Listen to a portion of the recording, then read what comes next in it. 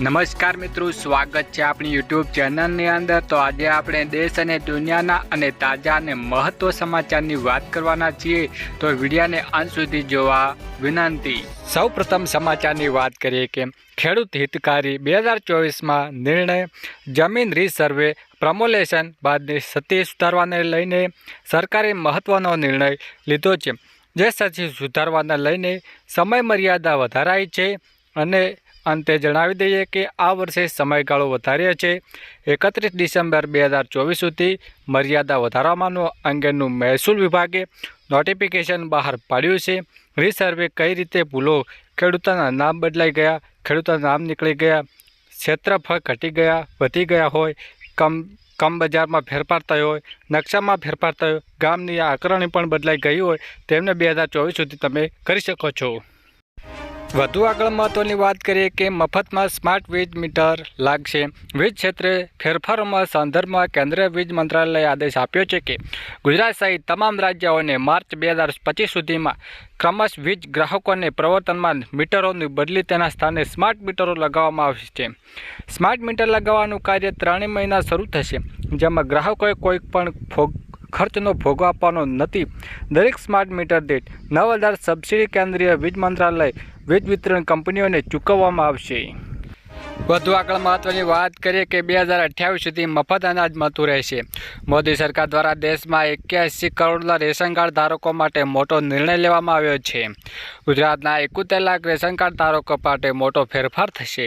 નિર્ણય મુજબ 2028 સુધી મફત અનાજનું મળતું રહેશે। આ યોજનાનું નામ પ્રધાનમંત્રી ગરીબ કલ્યાણ અન્ન યોજના છે। આ યોજનાના કોરોના કાળથી શરૂ કરવામાં આવી હતી। આ યોજનાના મુજબ 5 કિલો ઘઉં અને ચોખા આપવામાં આવે છે। વધુ આગળ મહત્વની વાત કરીએ કે નેનો યુરિયા ફરજિયાત કરવામાં આવી છે। ગુજરાતના નેનો યુરિયા અને નેનો ડીએપી ખાતર વિવાદ વકરી રહ્યો છે, જેમાં ગુજરાત સરકાર જણાવે છે કે નેનો યુરિયા અને નેનો ડીએપી ખાતર ખરીદવું ફરજિયાત નથી। જો ખાતર વિક્રેતા કહે છે અને અમને ઉપરથી આદેશ છે કે નેનો યુરિયા અને નેનો ડીએપી ખાતર ફરજિયાતપણે આપવું, 3 થેલી પણ 1 બોટલ ફરજિયાત કરે ખરીદી પડવી પડે છે, ખેડૂતો માટે રોજ છે। વધુ આગળ મહત્વ સમાચારની વાત કરીએ કે આ કાર્ડ ઉપર મફત સાયકલ મળશે। જો તમારી પાસે જોબ કાર્ડ છે અને તમારે મનરેગાના કામમાં રોકાયેલા છો તો તમારા માટે રોમાંચક સમાચાર છે। ભારત સરકારે મનરેગા કામ રોકાયેલા કામદાર માટે ફ્રી સાયકલ યોજના શરૂ કરવામાં આવી છે। જ્યારે મિત્રો આ યોજનાનો મુખ્ય ઉદ્દેશ્ય કામદારો સાયકલ ખરીદવા મદદરૂપ થવા માટે નાણાકીય સહાય આપવામાં આવે। જોબ કાર્ડ ધારકોને સાયકલ ખરીદવા માટે 3,000 થી 4,000 સુધી નાણાકીય સહાય પૂરી પાડવામાં આવે છે, જેના થકી મનરેગા કામદારો સરળતાથી સાયકલ ખરીદી શકશે। તેમને કામ આપવા જવા કોઈ તકલીફ પણ નહીં થઈ શકે। વધુ આગળ મહત્વની વાત કરીએ કે 70 લાખ ખેડૂતોને લોન માફ થાય। દેશના 70 લાખ ખેડૂતો માટે મોટા રાહતના સમાચાર આવ્યા છે। દક્ષિણ ભારત સરકારે કૃષિ લોન માફી યોજના શરૂ કરી છે। પ્રથમ તબક્કા યોજના હેઠળ 1 લાખ રૂપિયા સુધીની લોન ધરાવતા ખેડૂતોને ખાતામાં 6.98 કરોડ રૂપિયા જમા કરવામાં આવ્યા છે। તેલંગાણાના રાજ્ય સચિવાલય આયોજિત એક કાર્યક્રમમાં કેટલાક ખેડૂતોને ચેક આપવામાં આવ્યા છે। વિડીયો કોન્ફરન્સ દ્વારા કેટલાક ખેડૂતો સાથે વાત પણ કરવામાં આવી છે।